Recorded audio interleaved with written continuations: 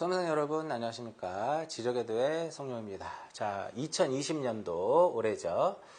서울시 지적측량학 9급 기출문제 해설 강의를 하도록 하겠습니다. 수험생 여러분들 1년 동안 서울시를 위해서 준비를 많이 하셨는데 고생 많으셨고요.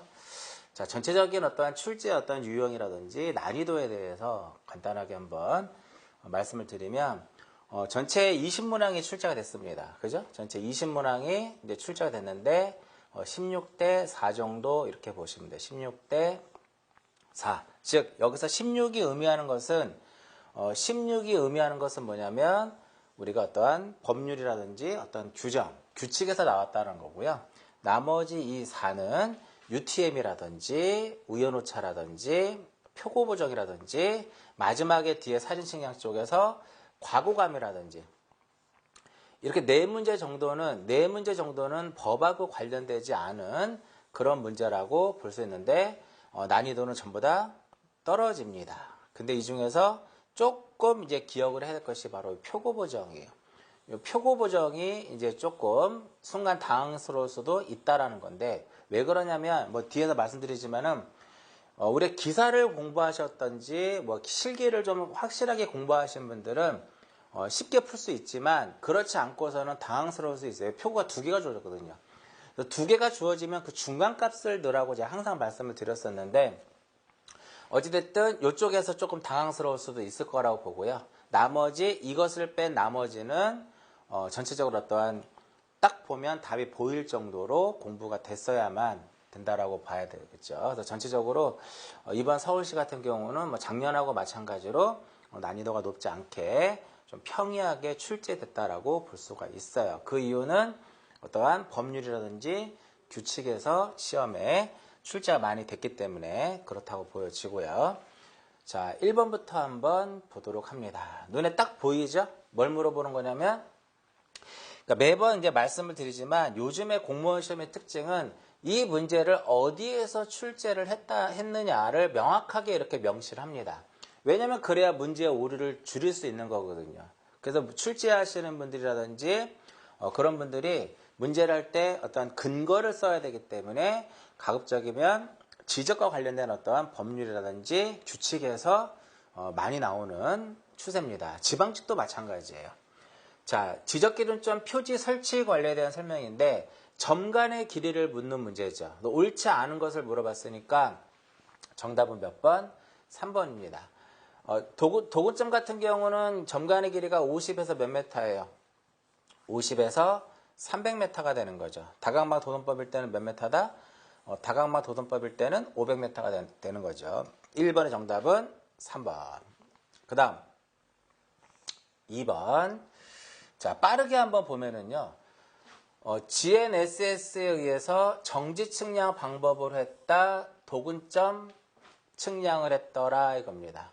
요게 떠올라야 돼요. 10키 삼각 10, 보조 5, 도근 2, 세부 1. 그럼 여기서 도근점은 몇 킬로예요? 점간의 길이가 2km죠. 그럼 여기서 2km는 요거 하나밖에 없잖아요. 이렇게. 그럼 결과적으로 정답은 몇 번이다? 정답은 1번이 된다 이겁니다. 60분이죠. 60분이고요. 여기는 30분이고 여기는 15분이고 10분이고 여기는 5분이 되는 거고 F4는 어떻게 될까요? F4는 이 두 개가 30초가 되는 것이고 여기 두 개는 몇 초가 돼요? 15초가 되더라 이겁니다. 그죠? 따라서 이거는 2km만 보더라도 2km만 봐도 정답은 1번이라는 것을 우리는 쉽게 알 수 있다는 거죠. 2번의 정답은 1번. 그 다음 3번. 자, 전자평판에 대한 설명이다. 옳지 않은 것은. 자, 전자평판도 꾸준하게 이제 시험에 나오는 문제 중에 하나인데, 전자평판이 딱 나오면은요, 2번이 일단 눈으로 딱 가야 돼요. 일단 검정색이라는 게 보통 우리가 보면 검정색은 거의 없다라는 거죠. 무슨 색이에요? 검정색이 아니라 붉은색으로 표시가 돼야 되는 겁니다. 붉은색으로 이제 표시가 돼야 되는 거고요. 그래서 정답은 2번이고요. 근데 내년도 보실 분들은 이 파란색도 잘 기억하셔야 돼요. 이미 작성되어 있는 지적 측량 파일을 이용하여 측량할 경우에는 기존의 측량 파일 코드의 내용, 규격, 도식은 무슨 색으로? 파란색으로 한다라는 거. 그리고 오른쪽 상단에 뭐를 써줘야 돼요? 측정거리를 표시를 해야 된다. 다만 소축척일 때는 생략할 수 있다라는 거. 그 다음에 결과도 상단 중앙에 뭐라고 쓴다? 전자평판 측량이라고 쓴다라는 거죠. 그래서 상단 오른쪽에 뭐를 써요? 파일명을 쓰도록 되어 있습니다. 그래서 3번의 정답은 2번. 그 다음 4번. 자, 지적 삼각점의 계산, 진수를 이용하는데 우리 몇 자리까지 계산하나요? 망조정할 때 우리 6자리까지 계산하죠. 그래서 2번에 보시면 진수는 5자리가 아니라 6자리입니다. 길이의 단위를 가지고 있는 것은 전부 다 센티미터고요. 경의도는 초아래 3자리, 좌우선천 초아래 몇 자리? 1자리로서 기록을 하도록 되어 있어요. 4번의 정답 2번. 그 다음 5번. 일람도의 제명은 일람도의 제명과 도면번호인데 이 도면번호는 일람도가 이와 같이 이렇게 이제 지번부여적을 한 장의 도면에다 이렇게 표현할 수 있는 거잖아요. 이렇게 일람도가 이렇게 있으면 여기에 1, 2, 3 이게 도면번호죠. 도면번호를 몇 밀리미터로 제도한다? 3mm로 제도하고요. 이때 일람도의 제명은 9mm가 됩니다. 9mm. 정답은 3번이 되겠고요. 2번 쓰시면 안 됩니다. 2번은 일람도가 아니라 지적도면의 제명이죠. 지적도면 쪽이 5mm, 3mm가 되는 거고요. 일람도는 제명은 몇 밀리미터? 9mm. 도면번호는 3mm로 제도를 합니다. 자, 6번 볼게요. CD측선의 방위각을 구하시오. 요 CD측선의 요 방위각을 구하라고 했습니다. 근데 저한테 이제 수업을 들으신 분들은 요거 쉽게 푸는 방법은 얘는 우측각이죠. 우측각의 부호는 무엇? 마이너스. 좌측각의 부호는 무엇이다? 플러스입니다. 그래서 우측각이 하나고 좌측각이 하나니까 같죠? 그럴 때는 그냥 부호 갖고만 부호만을 가지고 우리는 풀자. 이렇게 부호만을 가지고 풀자. 그럼 몇 도? 15도 이렇게 나옵니다. 정답은 2번이 되겠고요. 그 다음 7번 지적 제주사 측량 규정에 대한 문제예요. 측량 성과 검사자가 지적 측량 성과 검사를 위하여 관측 데이터 파일과 측량 장비의 원시 데이터 파일을 이용하여 상호 비교 분석해야 되는데 그 중에 분석하는 것이 PDOP, 수평, 수직, 그 다음에 환경 설정 및 측정 시간의 적정성, 위성수의 적정성, 상공 장애도 조사의 적정성은 포함되지 않아요. 7번의 정답은 3번입니다. 규정 문제고요. 그 다음 8번 용어 문제죠. 용어 문제. 자, 용어에서 이제 가장 많이 나왔던 용어가 어떤 건가요? 기선 해석이라든지 세션에 대한 것이 많이 나왔는데 이 기선 해석이라고 하는 것은 3차원 기선 벡터를 결정하는 것을 의미하는 거고요. 세션이라고 하는 것은 작업의 무엇이다? 단위를 세션이라고 합니다. 2번하고 3번은 맞는 지문이에요. 1번에 보시면 망조정이란 기선 해석이 완료된 GNSS 관측 데이터의 최종 성과를 산정하기 위하여 기지점을 고정하여 통합 조정하는 것을 무엇이라 한다? 망조정. 정답은 4번입니다. 조정 계산 시 이용되는 경위도와 높이, 평면 직각좌표, 종횡선의 좌표와 높이의 성과 고시된 기지점을 우리는 표고점이라고 하지 않고 이것은 고정점에 대한 설명이에요. 고정점. 따라서 8번의 정답은 4번이 되겠고요.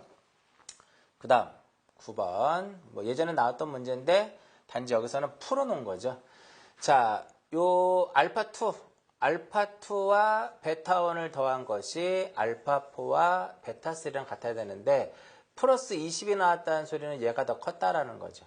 그죠? 나누기 얼마를 해요? 나누기 4를 합니다. 그럼 몇 초씩 보정을 한다?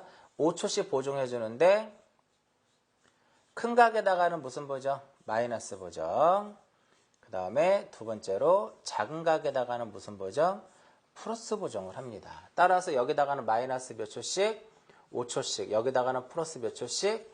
각각 마이너스 5초, 마이너스 5초, 플러스 5초, 플러스 5초를 배분을 합니다. 그것을 찾는 거죠. 정답은 몇 번? 4번이죠.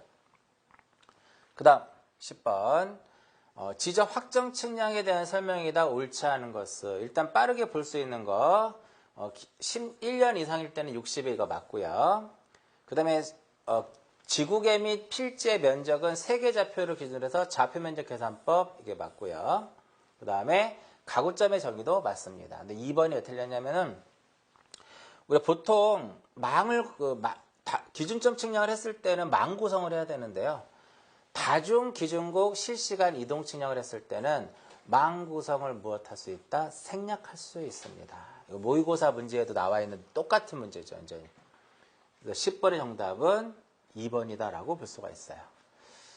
그 다음 11번 평판 측량에다 교회법이죠. 교회법. 교회법에 대한 설명이다. 옳지 않은 것은 그래서 이제 전방 측방 나와야 될 것이고요. 후방 나오면 안 되겠죠. 3방향 교회에 의할 것이고 30에서 150도. 그래서 순서대로 딱딱 붙였습니다. 요거하고 요것만 서로 바꿔놨죠. 보통 방향선의 길이가 도상에서는 10cm인데 광파 조준을 했을 때는 30cm가 되기 때문에 11번의 정답은 4번. 그 다음 12번. 자, UTM 좌표계는 이제 남북이 80도를 범위로 하죠. 남북이 80도까지를 범위로 하는데 위도는 이제 8도 간격으로 나누는 거죠. 자, 이제 그걸 보시면은 이렇게 되는 거죠. 이렇게 격자 형태로서 이렇게 이제 분할이 되면서 경도를 6도 간격으로 나누고 1부터 1, 2 해서 몇 번까지 가요? 59, 60으로 가고요. 위도는 8도 간격으로 몇 등분 한다? 8도 간격으로 20등분 하는 거죠. C부터 무엇까지 가요? X까지 갑니다. 그럼 여기서 A하고 B는 빠지죠. 그 다음 X, Y, Z도 빠지죠. 중간에 또 뭐도 빠져요? C부터 X 사이에 I하고 뭐도 빠진다? O도 빠집니다. 그럼 여기서 사용하지 않는 문자를 물어봤으니까 A, B, X, Y, A, B, I, O, Y, Z 정답은 B다 이겁니다. 정답은 1번. 그 다음 13번. 자, 지적삼각 보조점에 대한 설명이죠. 자, 이대회 방향관측법 맞죠? 그러면 2번이 틀렸네요. 자, 다각마도도법을 배가법을 했을 때는 한 번 재고, 두 번 재고요. 그 다음에 세 번을 잽니다. 나누기 얼마를 해요? 3을 하면 이 값이랑 어때야 돼? 같아야 되는 거죠. 요게 같지 않았을 때 공차가 얼마?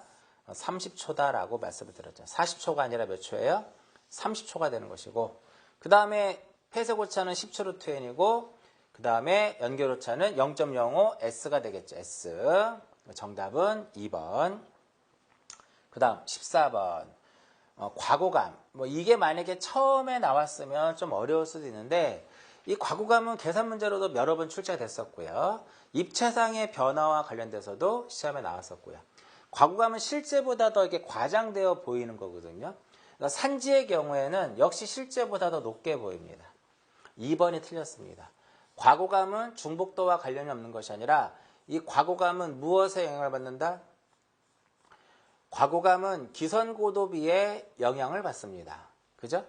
그럼 기선고도비가 클수록 어떻게? 크게 나타납니다. 말 그대로 여기서 기선과 고도의 비예요. 그죠? 그러니까 기선과 고도의 무엇이다? 비더라 이겁니다. H가 높은 게 있고 낮은 게 있으면 낮은 게 더 높게 보입니다. 그러니까 높을수록 작게 나타내지는 거예요. 그죠? 그럼 여기서 촬영 기선이 긴 게 있고 짧은 게 있으면 긴 게 더 높게 보이더라 이겁니다. 크게 나타나는 거죠. 그럼 여기서 촬영 기선장은 어떻게 계산이 돼요? MA의 1-100분의 무엇이다? 100분의 P다. 여기서 이 P가 바로 뭐를 나타내는 거예요? 종중복도를 의미하는 거잖아. 따라서 이 과거감은 중복도와 무관하다. 틀린 질문이죠. 정답 2번. 그 다음 15번. 쉽게 풀 수 있는 문제입니다. 기준점은 얼마? 제주사에서 0.03, 경계점은 0.07. 따라서 정답은 1번. 그 다음 16번. 자, 지적 도근점 측량 실시 대상이 아닌 거 확정 나와 있고요. 출처 변경 나와 있고 여기까지는 맞는데 얘 때문에 틀린 겁니다. 지적 도근점 측량을 가지고서는 삼각점을 설치할 수 없죠. 보조점도 설치할 수 없는 거고. 정답은 3번이 되겠네요. 그 다음에 측량 지역의 면적이 해당 지적도 한 장에 해당하는 면적 이상인 경우 이렇게. 16번의 정답은 3번. 쉽게 풀 수 있는 거고요.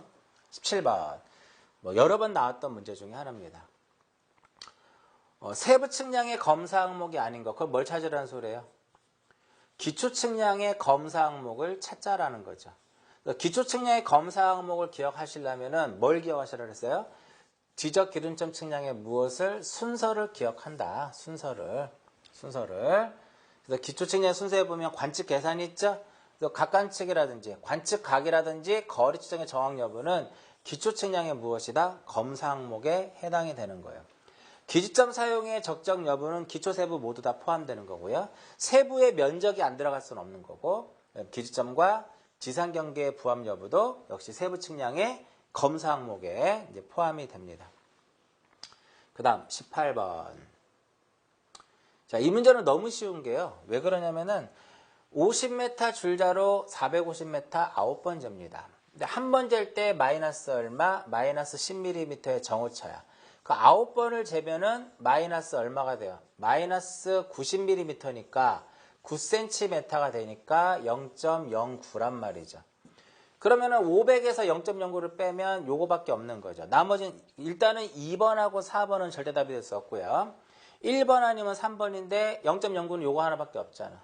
그럼 우연오차를 계산을 해도 우연오차는 5차 루트 n이니까 10루트 얼마? 10루트 9가 되겠죠? 따라서 얼마? 얘는 30mm가 됩니다. 30mm니까 3cm예요. 그러니까 0.03이니까 정답은 몇 번이다? 1번이다 이겁니다.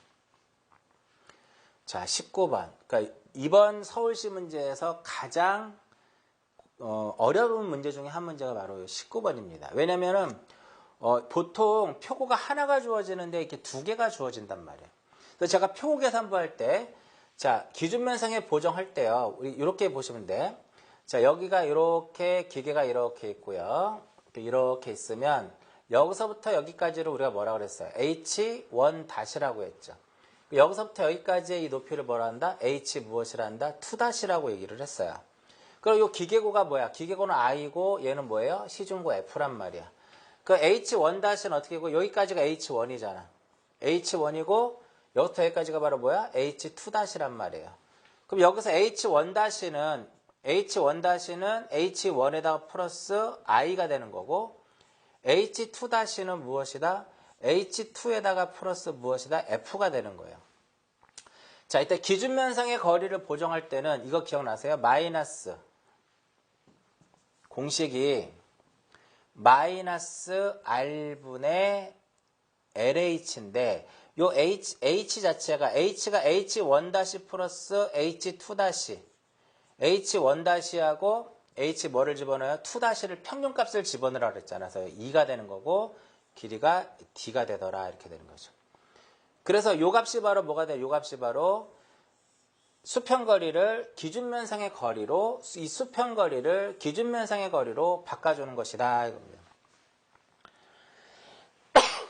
따라서 값을 대입을 해보면 여기다 6,400 6,400을 넣어야 되는데 여기는 메다니까 000을 집어넣으면 되겠고요.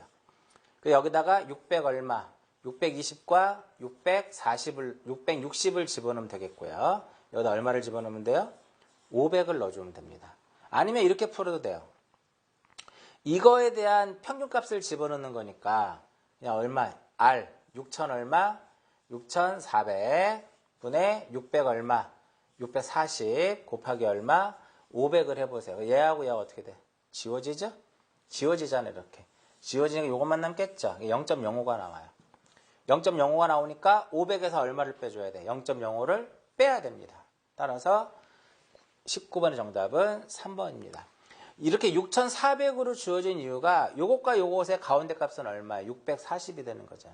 그렇기 때문에 서로 간에 지워지니까 5가 정답이 되는 거예요. 5 빼는 건 요거밖에 없잖아요. 이렇게 딱 봐도. 정답은 3번입니다. 마지막 20번. 자, 경계점 좌표등록부라고 했으니까 이 1000이라는 숫자를 보시면 안 돼요. 1등 도선이고요. 그럼 100분의 얼마? 100분의 1에 루트 n 1600 대신에 100으로 나눈 수를 넣어야 되니까 600을 넣어야 될 것이고 이 축척을 집어넣을 때 경계점 좌표등록부 비치적은 항상 얼마를 집어넣는다? 500을 집어넣는다. 계산하니까 20cm가 나옵니다. 20번의 정답은 1번입니다. 자, 전체적으로 이제 20문항을 풀어봤는데 19번 문제 정도 앞 페이지.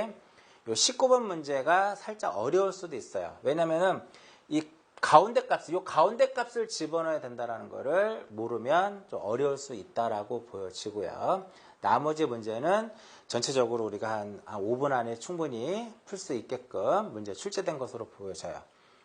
이번 서울시 문제도 작년과 같이 어느 정도 90점 이상의 고득점자가 좀 많을 거라고 예상이 되고요. 작년보다 인원수가 좀 적기 때문에 측량이라든지 복귀해서 실수를 하지 않으신 분들이 올해도 역시 합격할 것이라고 예상이 됩니다. 자, 여기까지 2020년도 서울시 지적측량학 기출문제 해설 강의를 모두 마치도록 하겠습니다.